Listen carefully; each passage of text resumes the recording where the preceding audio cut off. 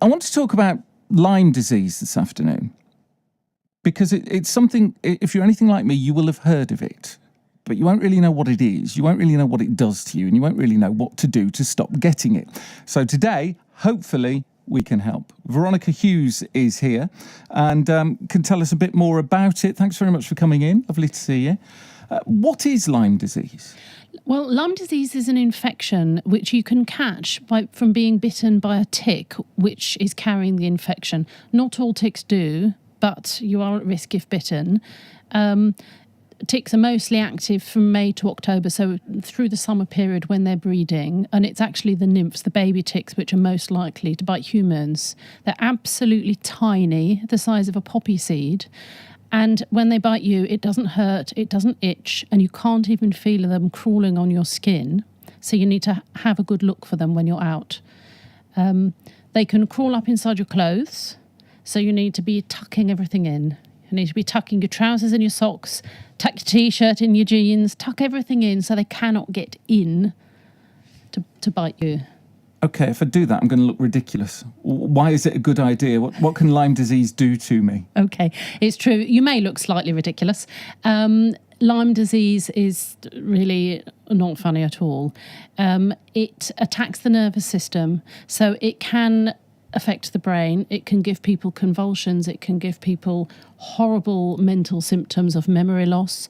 It can affect any part of the body in the nervous system. So it can give you pins and needles. It can paralyze parts of the body.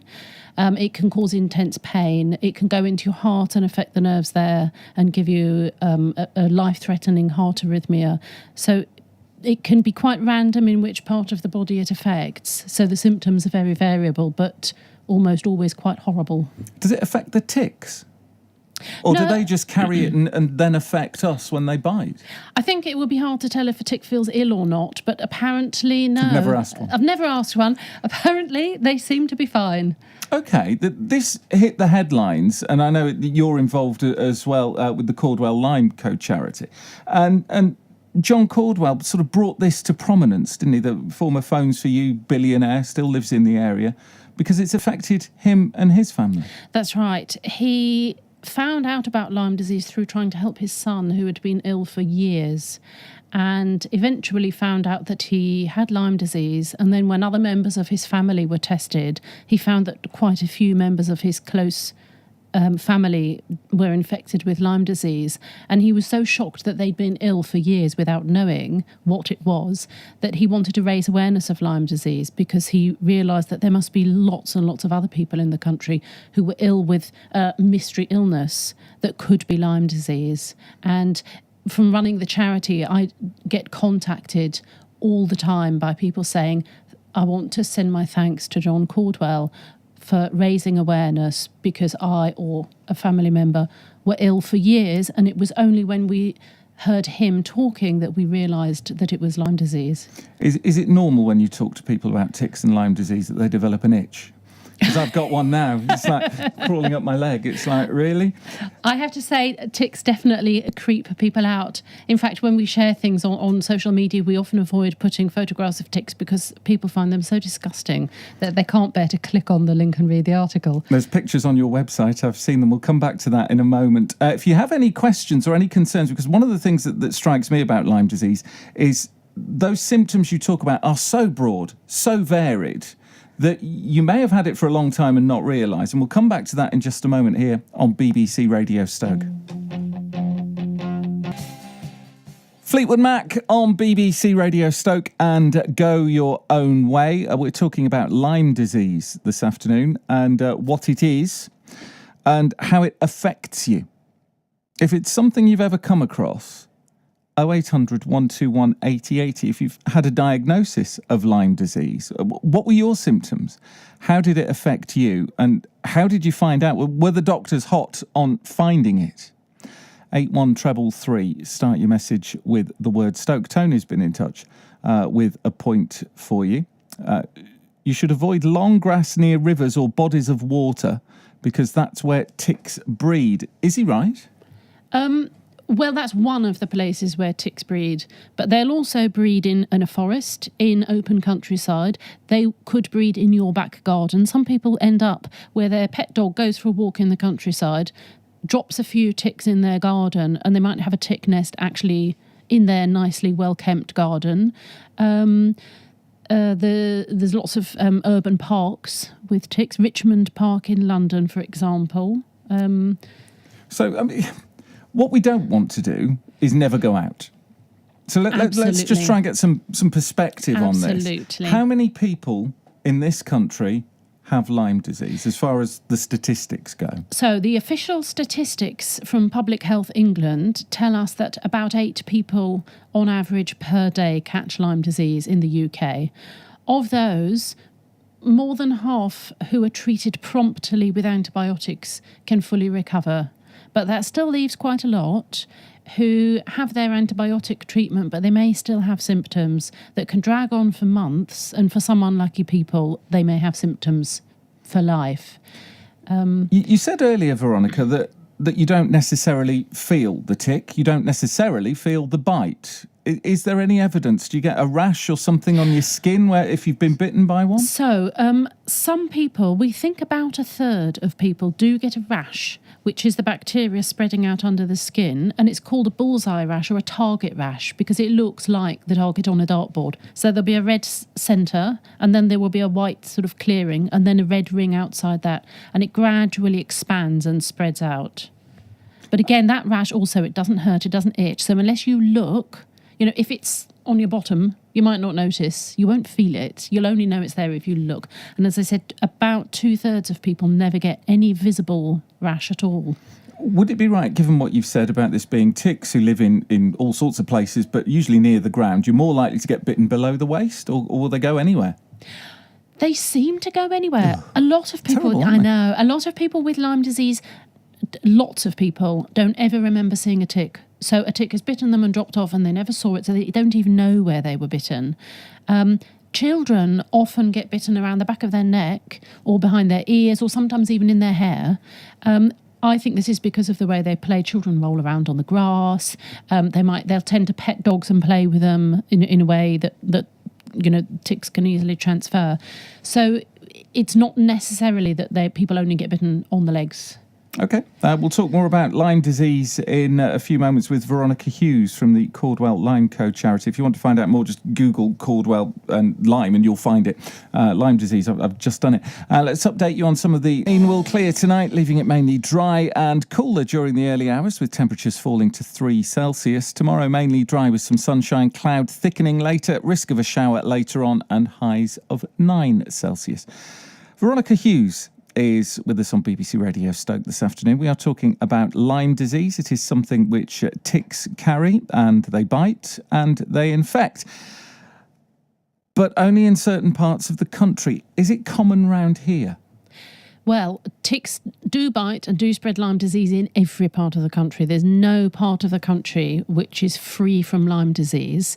Here in Staffordshire, it's not one of the most common areas for catching Lyme disease. It's not one of the really dangerous hotspots. However, there is a flip side to that because it means all of our doctors here have less experience of recognising Lyme disease, and it's not going to be up there on their mind to consider. So when somebody goes to them describing Lyme disease symptoms, they could be a lot of other conditions too. It has symptoms that overlap with lots of other conditions. So there's a slightly higher risk that your doctor just won't consider Lyme disease at all if you happen to have it here, won't know necessarily how to recognise this target style rash I was talking about. So there is more of a risk that it could be a long time before you get diagnosed, and therefore the treatment will be more difficult. You have been diagnosed with Lyme disease. How does it affect you? Well, I caught Lyme disease down in Epping Forest. I grew up in Essex, and I'm going back a lot of years. And I thought I had a cold, and this is very typical. And then I thought it was flu. And then I thought, this is like every single flu I've ever had in my life all at once. This is the worst flu I could possibly imagine. And then all of a sudden my heart started beating at 300 beats a minute. I blacked out multiple times and I finished up in intensive care. And so I was given antibiotics and a very intensive course of antibiotics. I'm going back so far that the doctors didn't know they were treating Lyme disease. It had only just been discovered as a type of bacteria. And that does still happen to other people. I don't know if the treatment I had then was sufficient because I stayed ill for years and then I had a lot more antibiotics years later. But it affected my nerves. I couldn't feel my feet. I've slowly over the years developed arthritis. I've had problems with my heart since. And I had for years and years severe headaches. I had problem with my eyes going in and out of focus. I had a lot of health problems. It all sounds very scary. It is. Living with Lyme disease is about the most terrifying thing I can possibly think of. And to give you a measure of how terrifying it was, when I went and had heart surgery, I felt like I'd gone to a health spa because it was so pleasurable in comparison to being ill with Lyme disease. All of this from a little tick and a little bite. If you find you or your child having been outside between May and sort of summertime with a tick on them, what should you do? Okay, so in an ideal world, you should have a tick remover. There are different types, but the easiest one to describe looks like a credit card with a tiny knot cut into one corner. And you want to slide it under the tick and then lift vertically up, so it's a bit like plucking out a hair. If you haven't got one of these, you just need to get that tick off you or your child's body as fast as possible. And you do not want to do it by squeezing and poking the tick. If you think of it as a bit like a sort of a syringe or a squeezy ketchup bottle, you're squirting germs into you. So you want to scrape it off. Use a credit card to scrape it off sideways or a long fingernail. That will leave the feeding parts in. And it could go a bit septic, but that is not as bad as Lyme disease. So you want to remove that tick's body where the germs are as fast as you can. And what if you find one on a pet? Because we talked in the past on this programme with vets and various people about ticks on pets. You said earlier if they bring them into your house, there's a chance that they could jump from the pet onto you or get from the pet onto you. If you find it on your dog or your cat, what should you do?